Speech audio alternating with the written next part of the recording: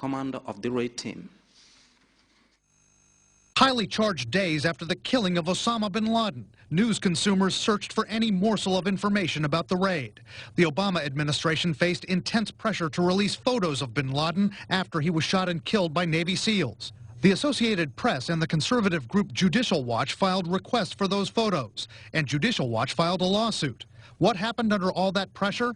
Just hours after that lawsuit was filed, the commander of the SEAL operation, Admiral William McRaven, sent this email. Gentlemen, all photos should have been turned over to the CIA. If you still have them, destroy them immediately or get them to the blank, whoever that was, still classified.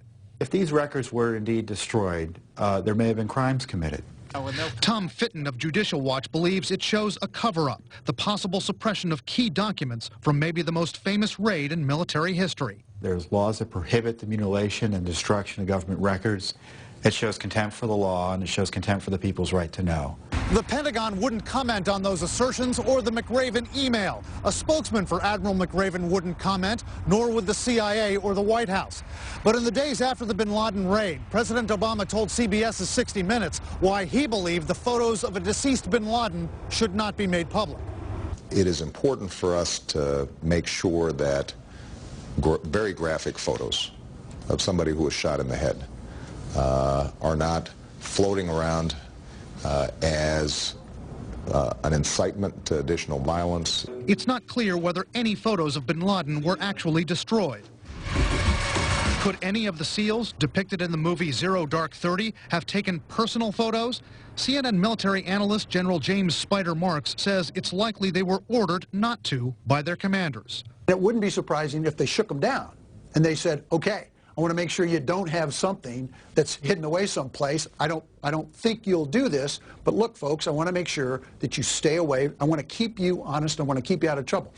But Mark says the SEALs would have designated some member of the team to take official photos and video for posterity and training purposes. Brian Todd, CNN, Washington. That story takes us to our second break.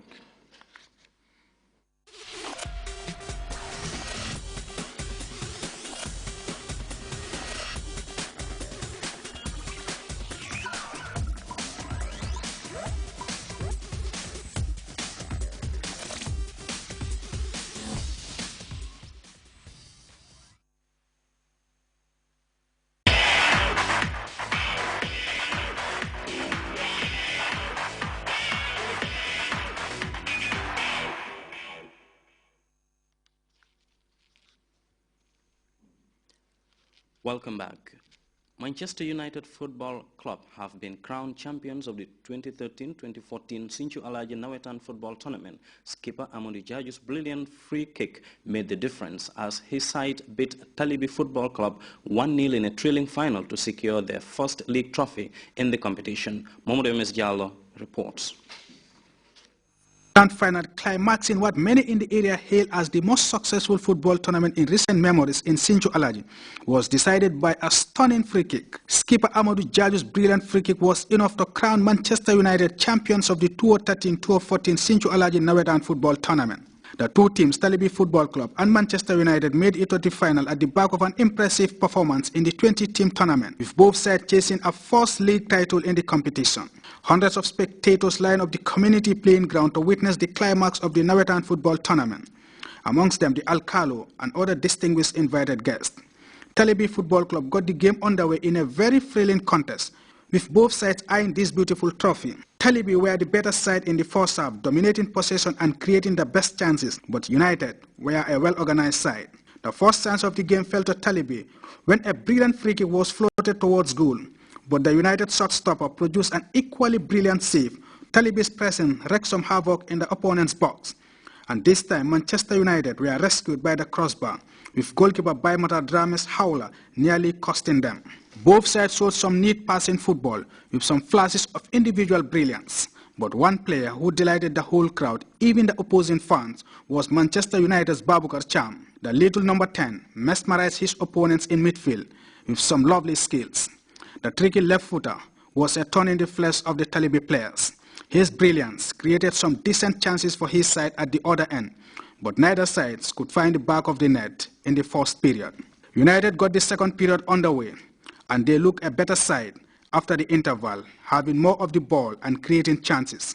Captain Amadou Jaju came very close shortly after the break from this free kick. Manchester's pressing forced Talibi into giving away fouls in dangerous positions, and they were punished in the 52nd minute from a foul committed at the far end. The resulting free kick was brilliantly floated into the top corner of the net by Captain Amadou Jaju to give his side the lead. The trademark free kick, it must be said, was absolutely a masterclass from the left full-back, and the United fans stormed the pitch in celebrations. Moments later, Manchester came very close to scoring a second from what would have been another wonder goal, but were denied by the crossbar. Talibi mounted some serious fight back, but failed to score as Manchester United held on to their narrow 1-0 lead and win the Sinthiou Alhaji Nawetan League title.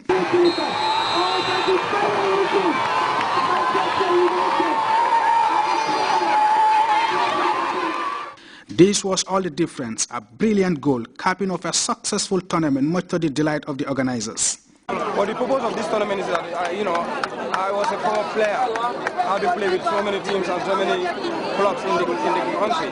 But I see that simply, in terms of sport area, we need to develop it. And development, there's no limit on it. We need to organize a lot of trophies and we need to motivate the youth because they are youngsters and they are in for it.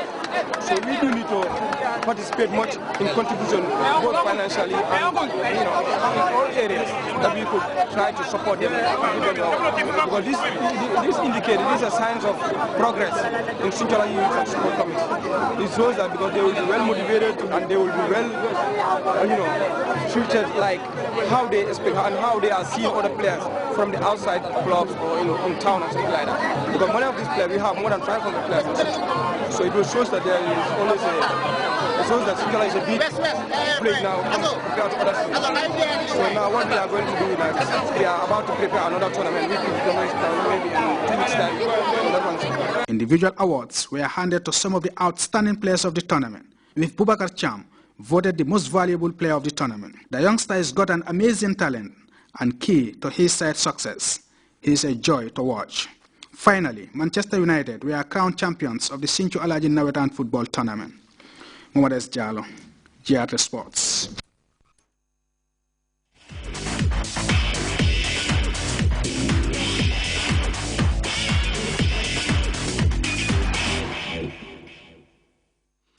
And from sports, we shift our attention to the weather report from the Central Forecast Office.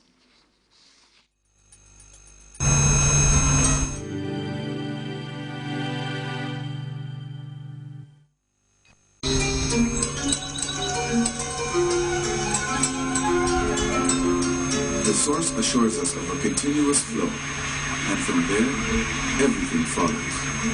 And for those of us who know what the River Gambia stands for, understanding its sustainability in all aspects of life is easily confirmed.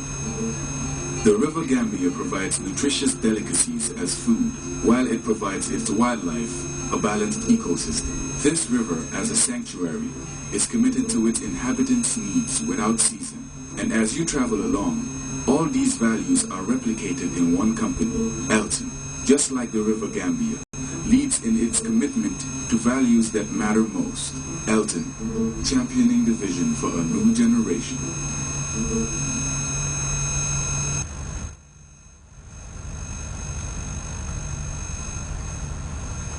Good evening, wonderful viewers. Welcome to the weather forecast. We experience a warm and sunny atmosphere across the country this afternoon.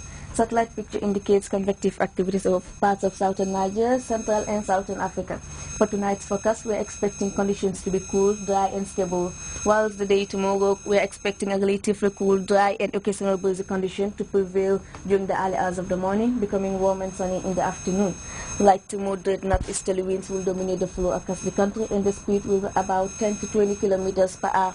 Morning temperatures will be 19 degrees over the Greater Banjul and West Coast, 17 degrees over North Bank and Lower River, while Central and Upper River will record 16 and 19 degrees Celsius respectively. Afternoon temperatures will be 35 degrees over the Greater Banjul area.